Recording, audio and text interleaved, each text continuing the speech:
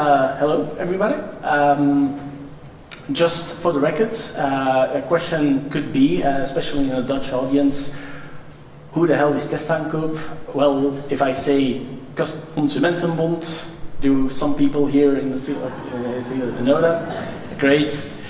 Well, very simple. We're the Belgian version. So, in a few short words. Now, for the people who don't know Consumentenbond, what's another good way to ask things that you don't know about? Well, you just ask ChatGPT. And basically what ChatGPT says there is a few keywords. I'm not going to read the entire thing, of course, but a few keywords is that we're an independent consumer organization, existing almost 70 years. A lot of members are our lifeblood. We are independent, so that means no subsidies, no sponsorship by corporations, etc. We want to be independent for everything that we do. And what do? We offer legal advice, we advocate for consumer rights, we test products in laboratories, and that's how we move forward. But then you might ask, okay, but what do you do? And that's also a question that we, in a way, asked a lot of people, consumers, members, people who used to be member, and we asked them, these are all tasks, what do you want us to do, and what do you know that we do? Spoiler, we do everything. So that's about the range of the things, but what is very, very interesting is this quadrant here. The top means we know that you do it and we want you to do it. And what do we see there? Yeah, we come in the press a lot with fighting for consumer rights, and that's something that people know us from. You know, oh, okay, if I have a problem with my rights with a company, then they can help me, I can call them. That's something that is very known. However, on the bottom, this is what we want you to do, but they just didn't know that we actually do it. Like helping with financial questions, helping with health-related questions, helping with switching from existing contracts. A lot of things that we have, a lot of staff, resources, everything, day to day, people working on it, but people just don't know it. So the question is, what can we do about it? And to move a little bit forward on that, there's one concept I have to explain first, which is what I call the key moments of life. I define that basically by a moment in somebody's life where your entire consumer pattern changes. Let's take, for example, somebody who's moving for the first time. That's a moment where you are breached with a lot of questions based on what you experience and based on what you need to move forward with. And that's one of the key moments where people are looking for information, are very open for information, are going to change their consumer pattern. They are going to look differently to banks, to energy providers, to car manufacturers, and everything. And there's a lot of those key moments. You have moving, you have marriage, you have pregnancies, you have even negative ones like divorce. There's a lot of moments that somebody may or may not face where you're faced with a lot of changed consumerism, basically. And what's the good news there? We have a lot of the things covered that those people are looking for.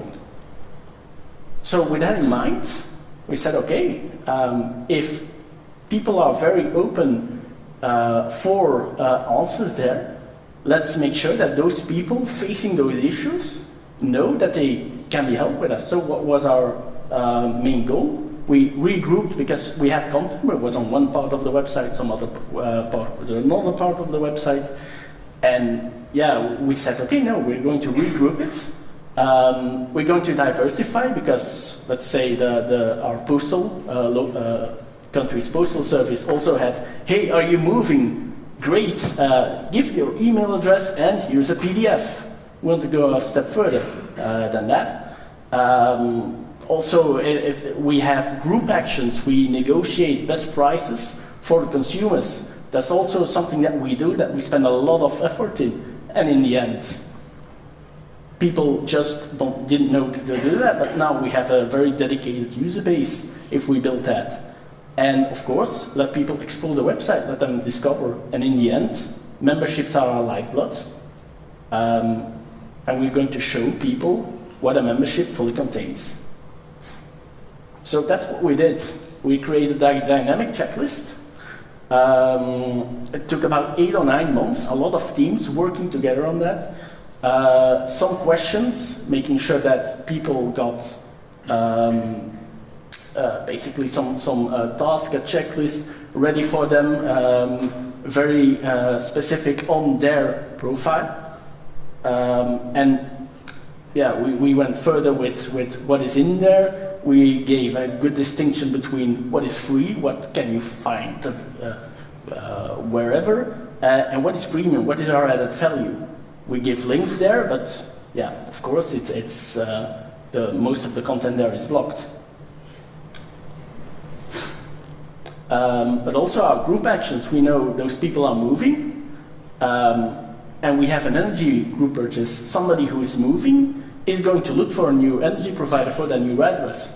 So if we then say at that moment, hey, we work together, or we have arranged we have negotiated the best prices with a certain energy provider, at that right moment, then people are very eager to do that switch with us. The same for telecom, the same for example, we have a cooperation with a solar provider, solar panel provider, sorry, and the same thing basically. People wanted to renovate, or if we realize, hey, those people need to upscale their house, they need to be more ecological, it's a perfect time to approach them for this.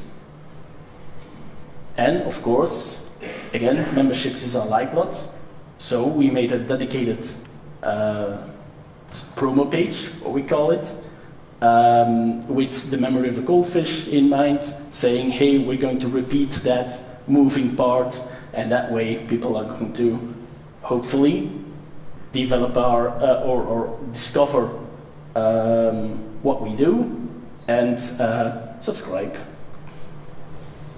So a little rate of hands.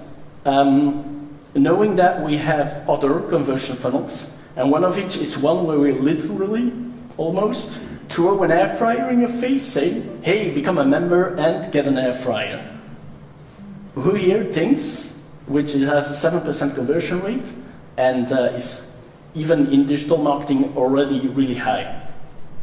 Who here thinks that this approach, what you've heard thus far, is higher than the 7% rate of hands? Well, no one. All right, one person. Who thinks it's lower? Guess all the rest? Well, indeed, maybe the program spoiled it a little bit. It's going to be like an action, like a very good action movie. First, there's going to be a big drop because we saw nothing. And you can imagine the panic if you convinced everybody in a lot of departments to work together and to really convince them of the idea, and then have to come back after 8 to 9 months to say, sorry, everything was for nothing. Even with Content Square, looking at segments that I've built, seeing that just everybody went there and then they left, it seemed. But like a good movie, we always strive for a happy ending. So no worries there. Because this is, again, the objectives page, but there was one part that we kind of glossed over, and that's this part. We wanted people to explore the website. We've built that platform to let people explore the website. So, shocker, they explore the website. It's also something that we saw in the live. We saw a lot of clicks. So there was something wrong with my early analysis. And yeah, what will we see? People went through the checklist, they opened it, they explored it. Hey, what's everything? What is in there? They went further. Okay, I'm exploring things. And then at a certain moment, they say, okay, this looks interesting. I want to subscribe there because I want to unblock this information.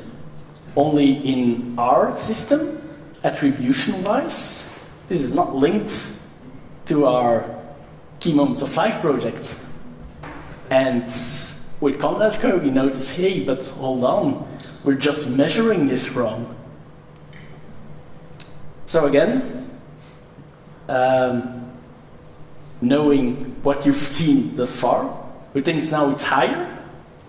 It's a pure content thing, but still thinks it's lower. And I'm very sorry to say for those lower, it's the highest conversion channel that we have now that we've measured it. 10% of all the people who start that flow in the end become a member. And that's one hell of a surprise that we found. So now, of course, the question is, okay, what are we going to do now? Okay, we're going to have to scale it. We have to go bigger, better, bolder, more project, more things. The content teams getting them extra work. They love that, of course.